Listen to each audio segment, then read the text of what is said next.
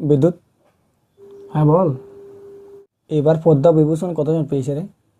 আরে শুধু পদ্মা বিভূষণ কেন, আমাদের সব পদ্ম পুরস্কার সম্পর্কে জানতে হবে। পদ্ম পুরস্কার রিসেন্ট আমাদের রাষ্ট্রপতি দ্রৌপদী মুর্মু প্রদান করেছেন। পদ্ম পুরস্কার হয় 3 ধরনের: পদ্মবিভূষণ, পদ্মভূষণ এবং পদ্মশ্রী।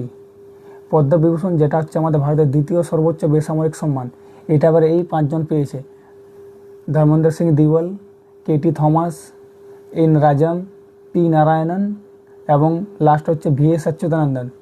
আর পদ্মভূষণ যেটা হচ্ছে আমাদের ভারতের তৃতীয় সর্বোচ্চ বেসামরিক সম্মান, যেটা এবার এই 13 জন পেয়েছেন।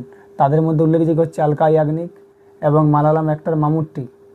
এছাড়াও এবার পদ্মশ্রী পেয়েছে, যেটা আমাদের ভারতের চতুর্থ সর্বোচ্চ বেসামরিক সম্মান। এটা এবার পেয়েছে মোট 113 জন। তাদের মধ্যে উল্লেখযোগ্য রয়েছে আমাদের ইন্ডিয়ান ওমেন ক্রিকেট টিমের ক্যাপ্টেন হরমনপ্রীত কৌর, এছাড়া আমাদের বাংলার সুপারস্টার প্রসেনজিৎ চ্যাটার্জি।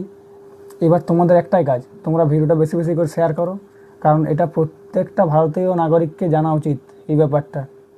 আমি তো বললাম তোমাদের ভারতের দ্বিতীয় সর্বোচ্চ বেসামরিক সম্মান হচ্ছে পদ্মবিভূষণ, তাহলে তোমরা কমেন্টে জানাও যে ভারতের সর্বোচ্চ বেসামরিক সম্মান কোনটা।